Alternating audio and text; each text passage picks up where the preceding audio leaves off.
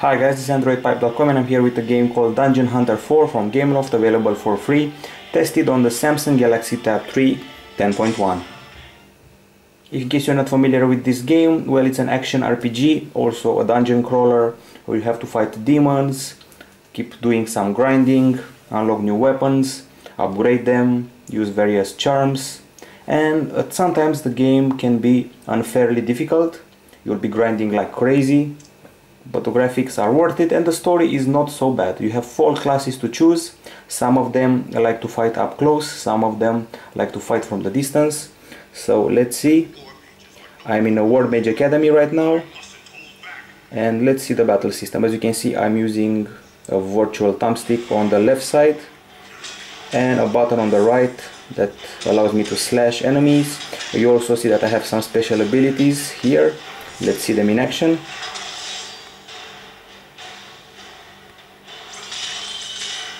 And this one too. There's also a sort of a special power here that I'm going to trigger, sort of a meteor shower. Here you can see the map.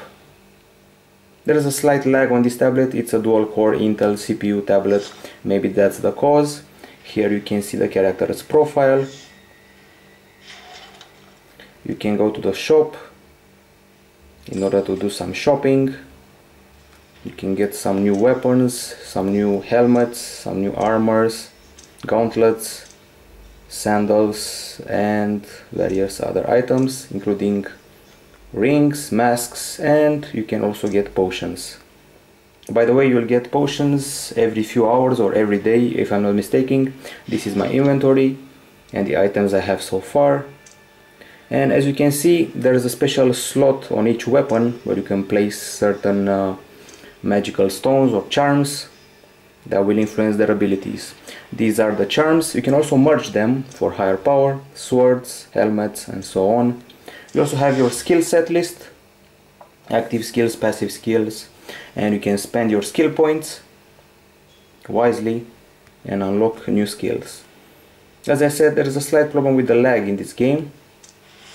This is my character and its evolution so far. You can create a new hero, and this is the world map with the missions you can choose from, and a pretty vast map.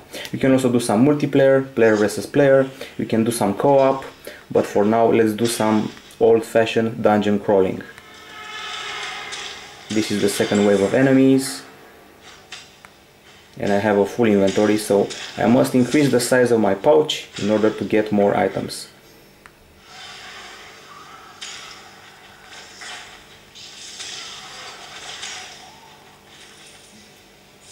These are the mages with their special abilities,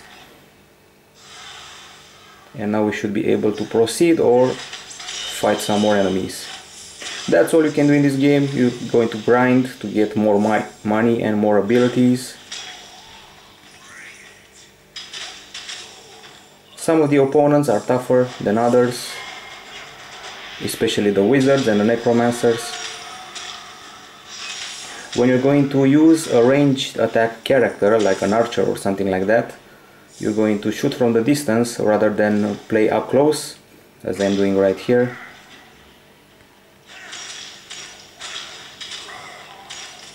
I just got a special item. Okay, now let's try and have a look at the world map, maybe move to a different place if possible. And I just leveled up, getting some more skill points to spend.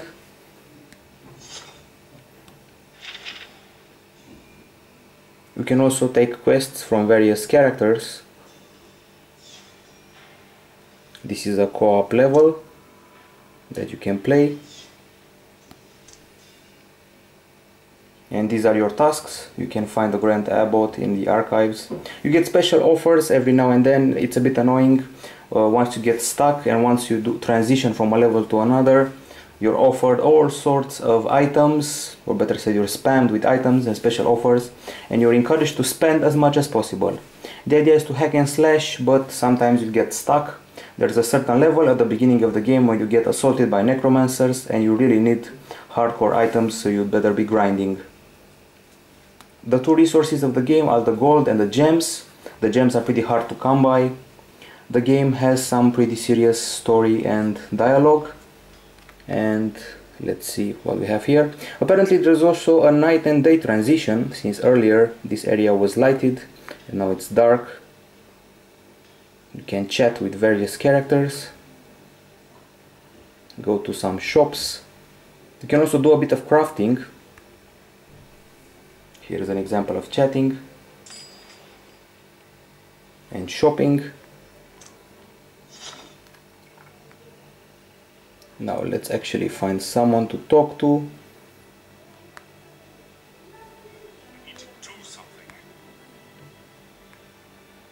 You can eavesdrop on the people's conversation. And now let's go to the castle balance. I find the loading times to be quite disturbing in this game, but it can be blamed on the dual-core Intel processor of this Galaxy Tab 3 tablet. As I said, it's basically a hack and slash game with some magic. It feels like Diablo sometimes. Of course, that would be high praise for this game, but it resembles it a bit, especially with that demon theme. Okay, now let's see what the castle is all about.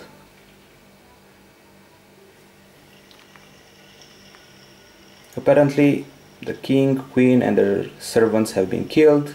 It's the fault of demons, and I must try to find out what happened, fight the demons and protect the left soldiers. There are the occasional boss battles with demons and other hellspawn, necromancers and other creatures of the sort.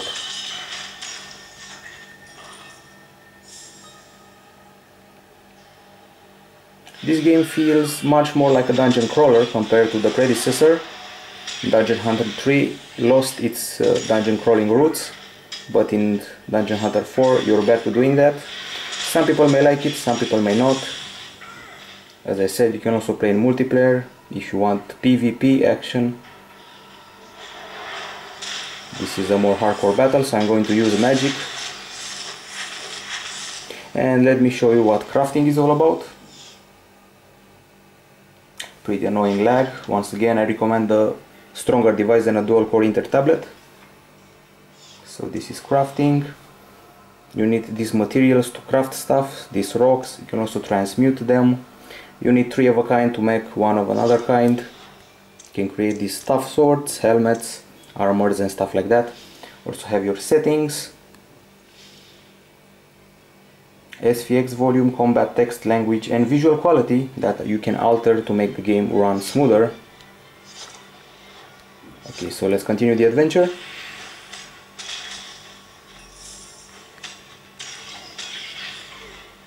The game is pretty well done. As I said, the demons are well drawn, so are the characters. The story is interesting, but it's nothing I haven't seen before. The idea of a demonic invasion in a kingdom has been done 1,000 times before. However, keep in mind that the game is free, although it kind of forces you to do some in-app purchasing when you're stuck fighting demons and other creatures.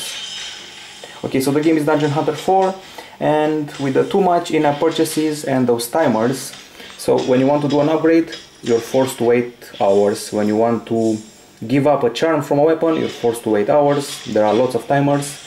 The items are expensive and the game is suffocating with all those in-app purchases. That's why we give it a 7 out of 10. However, the RPG fans will love this title, and for them it's going to be a game with a 9 out of 10. This is Androidpipe.com, this is the Galaxy Tab 3 10.1, this is Dungeon Hunter 4, and we give it a 7 out of 10.